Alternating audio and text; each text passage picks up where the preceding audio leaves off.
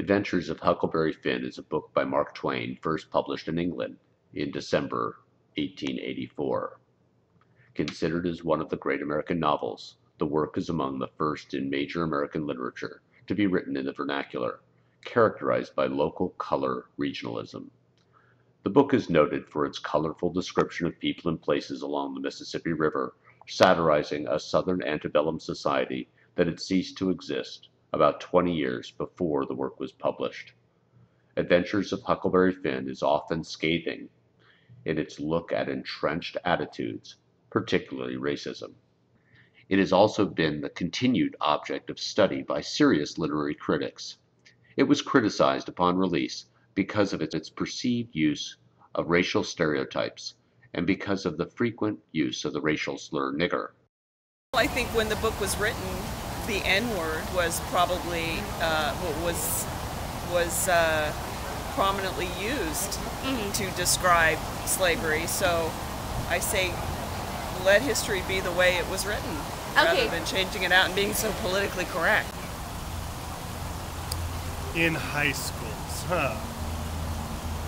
Well, I don't mind there being two versions. I think that's good, but I'm not sure about at the high school level whether or not they should enforce that. I think if the school doesn't want to read the book because of the N-word, then they should be allowed to use the book without not using the N-word. All right. Yeah. Okay, so thank you so much. That's yeah. Yes, I think that it should be changed as time changes, and we change with time, so should our literature should also change with time. I don't know. I haven't thought about that much. I'm not big on revising history myself. All right, so... I think it changes the point of the book, perhaps.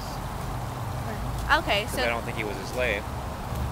He was free, as far as I know. I think the original. Yeah, original should be read. You can't change it. Yeah, you can't change the original. A classic book. You just can't change that. I would replace the offensive word with the appropriate word. I don't think it's appropriate to use that, even though it's history. Well, it depends on the maturity of the individual, you know. Obviously, a kid reading a book might not have the same concept to handle a word like that as an adult would. So, in high schools, I think most of them, people are mature enough to be able to handle that word in that context.